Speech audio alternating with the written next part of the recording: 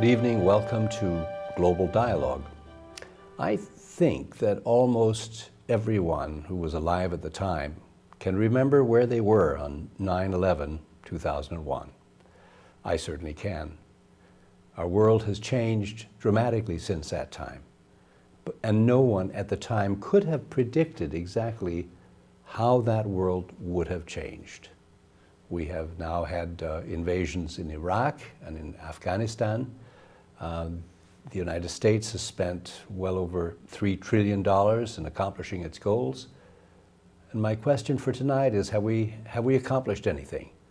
And if not, how might we craft future policy? My guest tonight is the Imam Ibvrahim Kazerooni, born in Iraq and currently serving as adjunct professor of international studies at the University of Denver. Welcome to this table, to this program. Did we make a mistake? It's a pleasure to be here, Peter.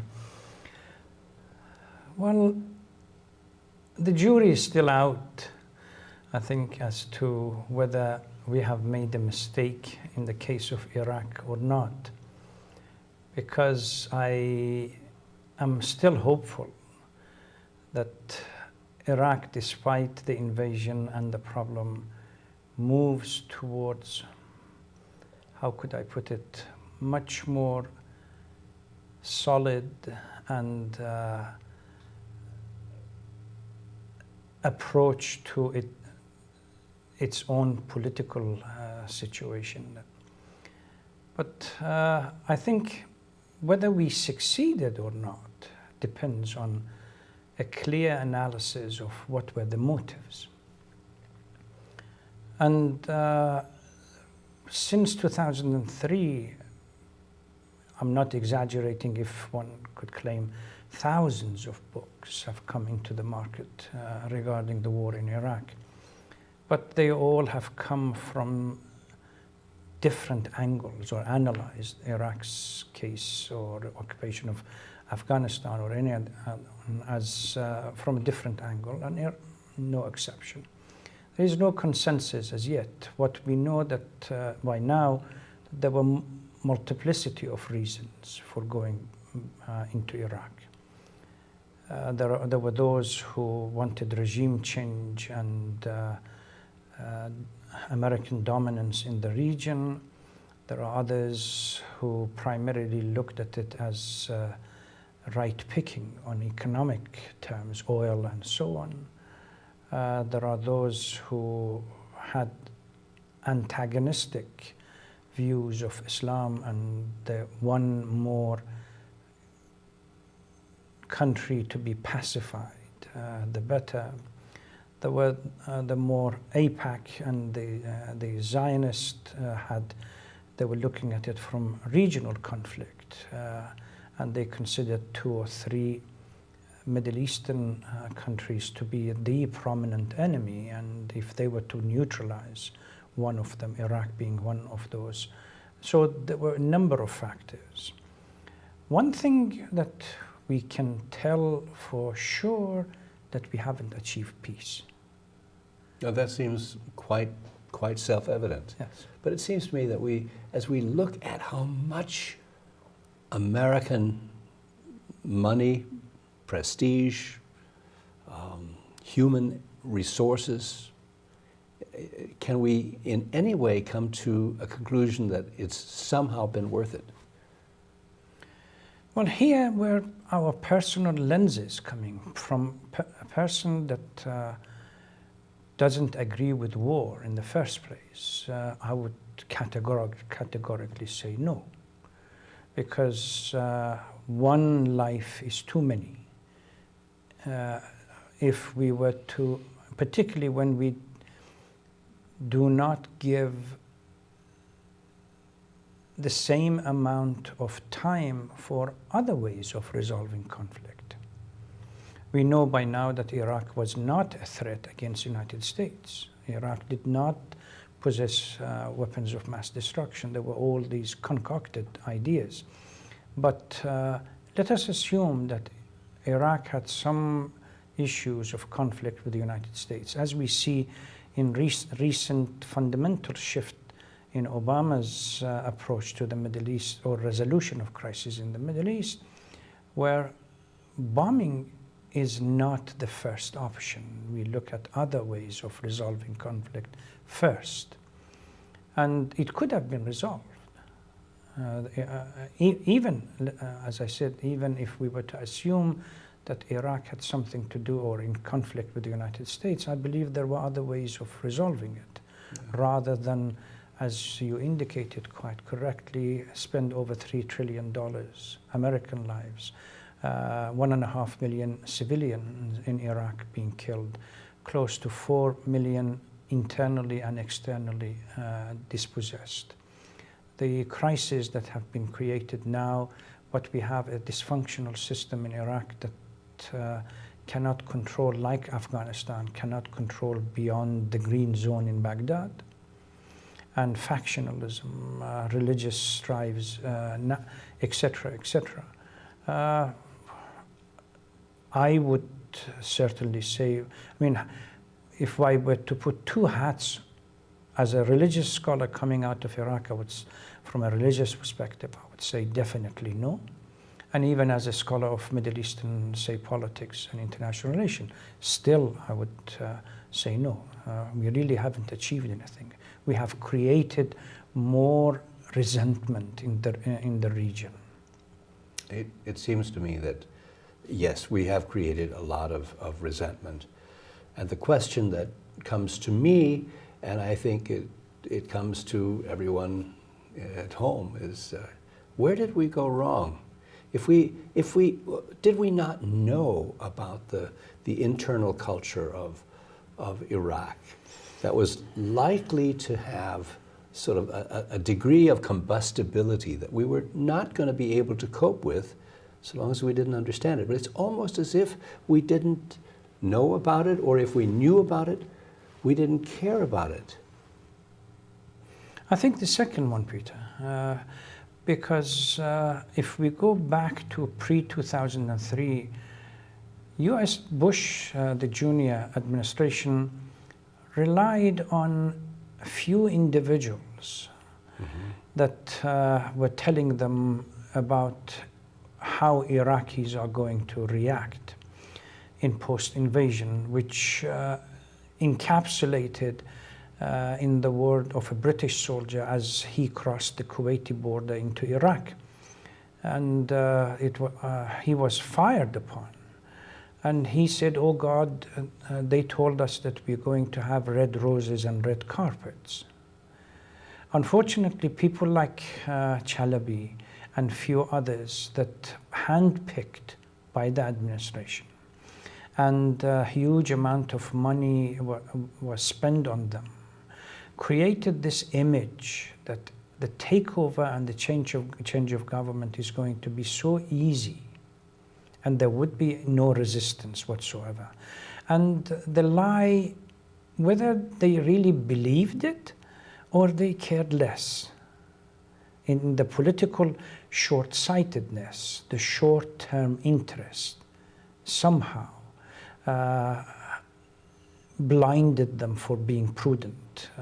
Otherwise, and then, generally speaking, one of the fundamental aspect of American foreign policy, people might call it by different name, or realist or whatever, it's predicated on the use of force. And that, I think, is the biggest mistake. Sure, sure. In the more complex, dynamic relationship that we have now, force by itself, soft power might work, or I'm sure would work in foreign policy much better than hard power. Yeah, I've contemplated, I've thought actively about, what might have gone on in the George W. Bush White House, and how might that have played out. And I'm reminded of a book by Irving Janis entitled Groupthink. And it focuses on how people come together and sort of persuade each other that whatever idea has first been presented is really the right idea. And it seemed to me, from just reading about the decision-making process, that that was very much a factor in the Bush White House. Well, the policy statement, I think, can be traced to 1991, where a group of neocons wrote a letter to Bush the Senior, in which, in the post-Soviet Union, post-Cold War, US, being the dominant military power in the world, should use its military to reconfigure and reshape various regions, particularly Middle East.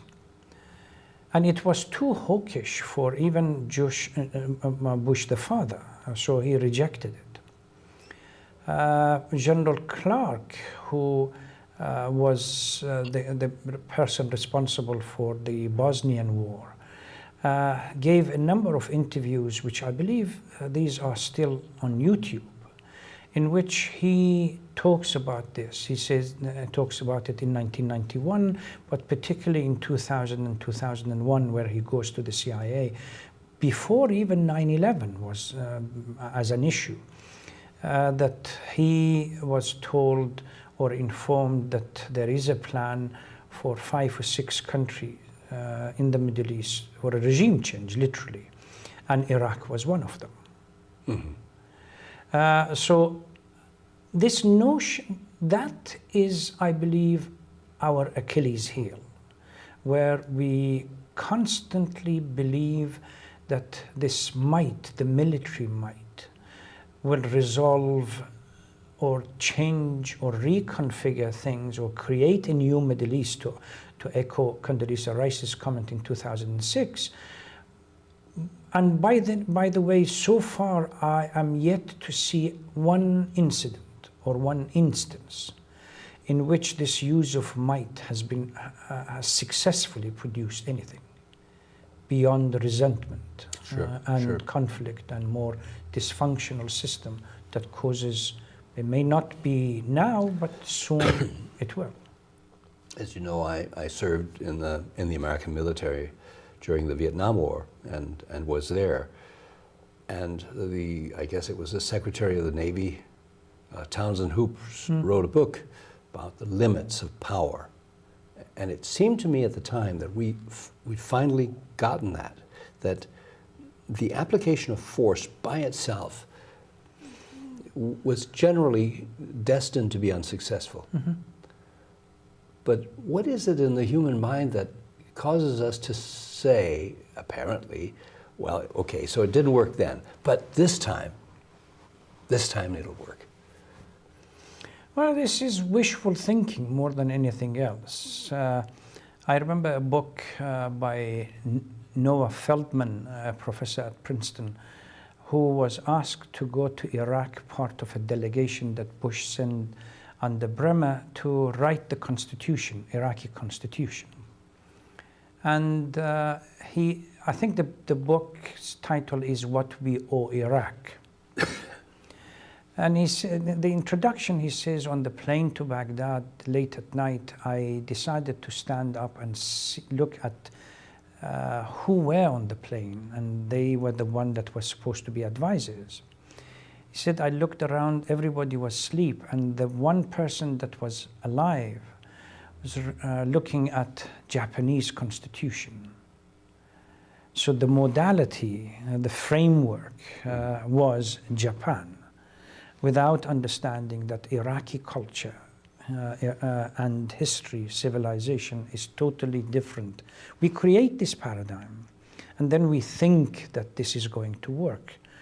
So now that we are the victors, we are in charge, and we are going to rewrite it in a way that, learning from previous mistakes. Unfortunately, it seems to be we never learn from any mistakes. We just repeat it all the time. So it sounds like this is a sentiment of someone who's hopeless. Are you hopeless? To be honest, Peter, I'm not prepared. I mean, by nature, I'm not prepared to throw in my towel and say I give up.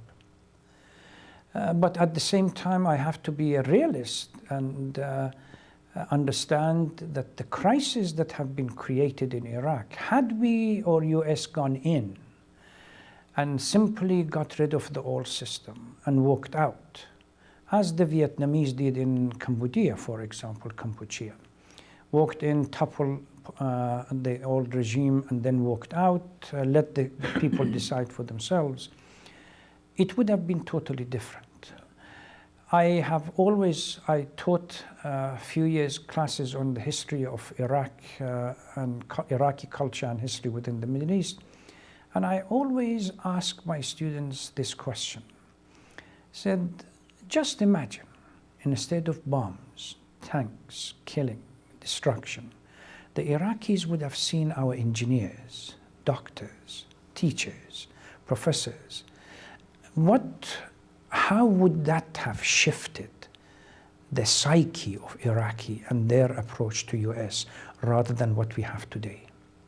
And before, as we came in, we were discussing this issue, and I mentioned this report by UNESCO, which was, I believe, in 2000, 3 years before the invasion. A group of experts went to Iraq, and they checked the consequence of economic embargo on particularly young age, children.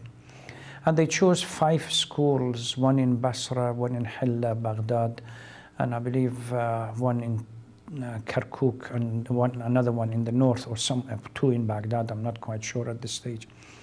And students at these schools were asked simple questions, how they were doing, their life, but in between these questions, this pertinent one, what they would like to become as they grow older. You see a shift between the answers 3 years before, and then they send a team 3 years after to the same schools, asking kids of the same questions. If you look at the question being, what would you like to do with your life? As you grow older. Yeah. And the first set of answers, the usual answer from any kid, yeah. Teacher, train driver, bus driver, aeroplane captain or something. Sure. 2006, 3 years after, by the way, the first set of questions, not a single child, and this is despite 12 years or 11 years of illegal economic embargo in Iraq. Not a single child said that I would like to become a soldier, or I would like to carry a gun, or I want to kill anyone. 3 years after the occupation, they went to the same schools and asked them the same question. I was shocked when I read the report. Peter, not a single child said that they wanted to become a teacher, professor, train driver or anything. Every single child that was asked that question, they said one way or the other, I would like to grow up, pick up a gun and kill an American soldier. Why? Because they killed my mother, they bombed my house, they killed my brother, my father was shot by them. And when I put this in front of my own students and say, try to compare what we have created in Iraq with an alternative approach to the resolution of conflict. If they were to see our doctors, engineers, professionals, etc., what would have happened then? So not only we have spent huge amount of money that could have been spent better in the United States, we have created a resentment, literally a pressure cooker which builds up, this pressure builds up, and God help us when it explodes. And we can see the beginning of it as it comes to the way Iraqis are dealing with each other. That frustration and pain and so on, they can't take it on anybody else. They take it on each other. They have no respect. I remember as a junior student from Najaf Theological School, with my turban and fully dressed, I would travel to the north of Iraq.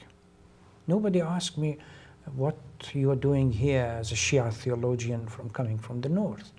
Now there are areas that Sunnis can't travel, or Shias can't travel, or Arabs can't go, or Kurds can't go. This is the consequence of breaking the fabric, the dynamics of Iraqi life, which took millennium for them to settle down. Well, it isn't just the consequence of the American occupation. I think, in all fairness, we have to say that Islamic radicalism played a significant role, especially on that famous day in 2001. But help me understand, how do we understand and explain radical Islam? And I suppose the second part of my question would be, what on earth can we do about it? See, Peter, as a theologian, ideas can't be eradicated, no matter how extreme they are. Whether in Christianity, Judaism, now we have in Burma, and Buddhists, which they have this image, peaceful image of coexistence and so on, literally annihilating Muslims, ethnic cleansing of the area. Ideas can't be eradicated. We see it in India and Hindus. What we need to do is to not allow these ideas to have an opportune moment in which they become the source of radicalization of others. So they have customers, quote unquote.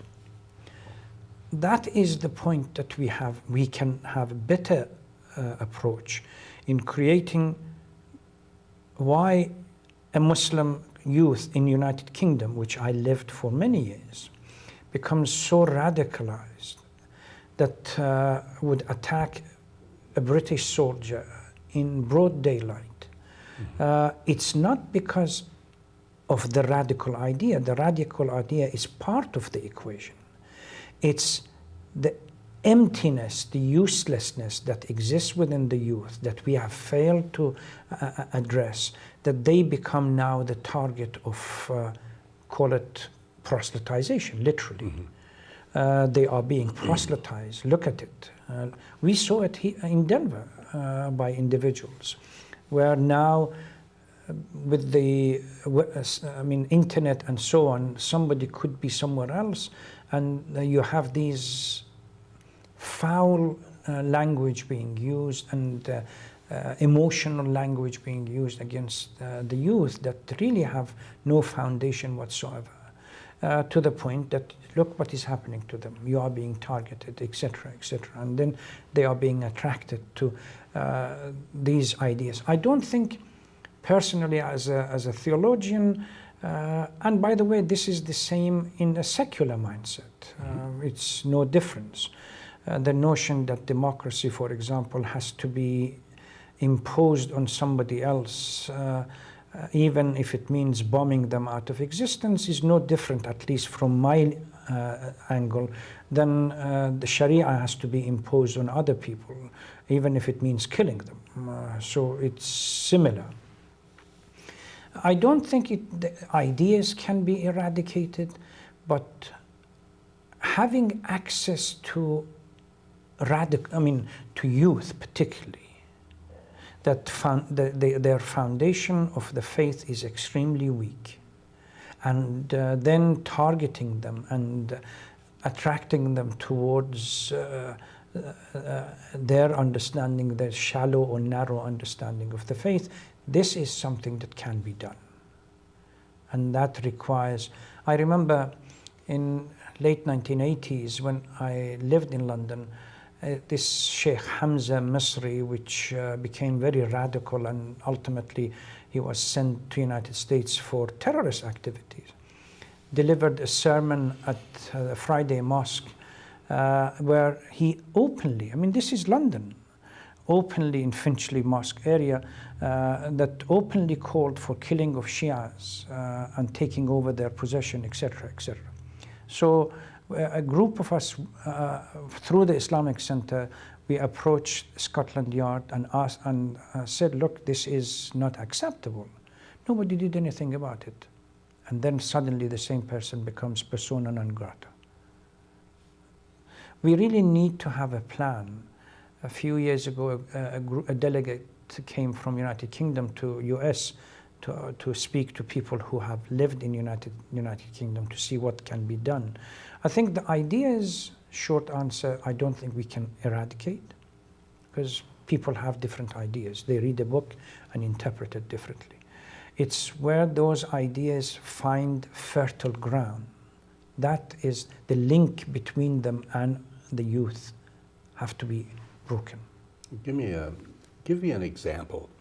You were assume that you are now in charge of whatever transition we need to broker. Where would you begin? Well, it's very, a hypothetical case in which one should imagine that it's one step or the other. It requires multiplicity of actors to work together. I don't think a Muslim person or a Christian person or a Jewish person or a Buddhist or a Hindu. I think it's a collective responsibility. It's a moral imperative and a collective responsibility that everybody works together. Would that be an interfaith process? Well, that's part of it. Interfaith. We talk about civil society or anything else. Social structure, a structure has to be developed in which people collaboratively, they see this as a threat to them, even if they have nothing in common. Say, I'm not, who was it that during the Second World War, the Catholic minister that was released, forgot his name, from Nazi prison, and they asked Miller. Yes, and they asked him, why you? Yeah. The famous response is that when Hitler came to power, he started with the gypsies, and I said, I'm no gypsy, I didn't do anything about it. Then they went for the colored, and I said, I'm pure white European. Then they went for the Jews. By the time they finished with them, they came for me. There was nobody else left to protect me or to help me out. I think what we need to do collectively, work together and bring all components of what we call a good social structure together, where the police has to be there, the teachers have to be there, the religious ministers have to be there, job has to be there, theologians have to work there, social services have to be there, etc., etc. Yeah. If we had another hour, I would love to pull other people into this room and talk about the crafting of a plan that might have long-term implications, might lead to a process by which we solve global problems without going to war. I think we should start from small. Yeah, that's a good idea. Yeah. We're out of time. I want to thank you so much for It's a pleasure being to be here. Thank you very much. I've learned a lot. It's my honor.